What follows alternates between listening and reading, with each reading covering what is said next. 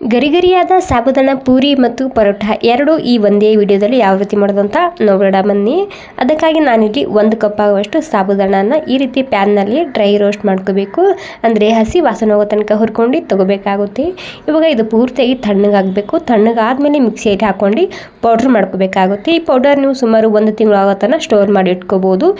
ಇಲ್ಲಿ 2 ಆಲೂಗಡ್ಡೆನ ಬೇಯಿಸಿಟ್ಕೊಂಡು 1 ಗ್ಲಾಸ್ ಸಾಬುದಾನ ತೊಗೊಂಡ್ರೆ 2 ಆಲೂಗಡ್ಡೆ ಅದರಲ್ಲಿ ಹಾಕಬೇಕಾಗುತ್ತೆ. ಸಣ್ಣ ಇದ್ದು ಅಂದರೆ ಒಂದು 3 ಹಾಕೋಬೇಕಾಗುತ್ತೆ ನೀವಿಲ್ಲಿ. ಮತ್ತು ಸಾಫ್ಟಾಗಿ ಬೇಯಿಸ್ಕೊಳ್ಳಿ ಆಲೂಗಡ್ಡೆ. ಹಸಿಮೆಣಸಿನ್ಕಾಯಿ, ಪೆಪ್ಪರ್ ಪೌಡರ ಮತ್ತು ರುಚಿಗೆ ತಕ್ಕಷ್ಟು ಉಪ್ಪು, ಕೊತ್ತಂಬರಿ ಸೊಪ್ಪು ಹಾಕ್ಕೊಂಡಿನಿ. ಮೊದಲಿಗೆ ಒಂದ್ಸಲ ಮಿಕ್ಸ್ ಮಾಡ್ಕೊಂಡು ನೋಡ್ಕೋಬೇಕು.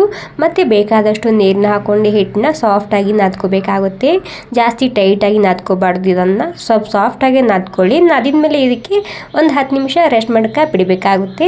ಇದು ಒಂದು 10 ನಿಮಿಷ ನೆಲಿಲಿ. ಅಲ್ಲಿ ತನಕ ಇಲ್ಲಿ ಮಿಕ್ಸಿಯಲ್ಲಿ ಕೊತ್ತಂಬರಿ ಸೊಪ್ಪು, ಹಸಿಮೆಣಸಿನ್ಕಾಯಿ, ಹಸಿ ಶುಂಠಿ ಮತ್ತು ಸ್ವಲ್ಪ ಪುಟಾಣಿ, ರುಚಿಗೆ ತಕ್ಕಷ್ಟು ಉಪ್ಪು ಮತ್ತು ಸ್ವಲ್ಪ ನೀರು ಹಾಕೊಂಡು ಸ್ಮೂತಾಗಿ ರುಬ್ಬಿದ್ರೆ ನಮ್ಮ ಚಟ್ನಿ ರೆಸಿಪಿ ರೆಡಿ ಆಗುತ್ತೆ. ಇಲ್ಲಿ ಹಿಟ್ಟಿಗೆ ಕೂಡ ಒಂದು 10 ನಿಮಿಷ ರೆಸ್ಟ್ ಮಾಡ್ಕ ಬಿಟ್ಟಿದ್ದ. 10 ನಿಮಿಷ ಆದಮೇಲೆ ನಿಮಗೆ ಮೊದಲಿಗೆ ನಾನಿಲ್ಲಿ ಪರೋಟನ ಮಾಡಿ ತೋರಿಸ್ತಿದ್ದೀನಿ. ಇದನ್ನು ರೌಂಡಾಗಿ ಲಟ್ಟಿಸ್ಕೊಂಡು ತೊಗೋಬೇಕು. ಜಾಸ್ತಿ ತೆಳ್ಳಗೆ ಲಟ್ಟಿಸ್ಕೋಬಾರ್ದು, ಸ್ವಲ್ಪ ದಪ್ಪನೇ ಇರಲಿ. ಮತ್ತು ನಿಮಗೆ ಎಲ್ಲನೂ ಒಂದೇ ಸೈಜಿನ ಬೇಕಂದರೆ ಯಾವ್ದಾರ ಒಂದು ಈ ರೀತಿ ಪ್ಲೇಟ್ ತೊಗೊಂಡು ಕಟ್ ಮಾಡ್ಕೋಬೋದು.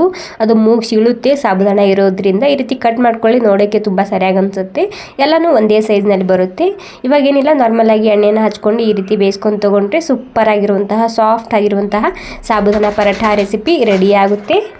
ಅದೇ ರೀತಿ ಪೂರಿ ಕೂಡ ಮಾಡ್ಕೋಬೋದು. ನಾರ್ಮಲ್ ಆಗಿ ಪೂರಿ ಯಾವ ರೀತಿ ಮಾಡ್ಕೊತೀವೋ ನೋಡಿ ಅದೇ ರೀತಿ ಮಾಡ್ಕೋಬೇಕು. ಇದು ಕೂಡ ಅಷ್ಟೇ, ಹೈ ಫ್ಲೇಮ್ನಲ್ಲಿ ಈ ಪೂರಿನ ಕರ್ಕೊಳ್ಳಿ, ತುಂಬಾ ಸರಿಯಾಗಿ ಬರುತ್ತೆ. Thank you so much.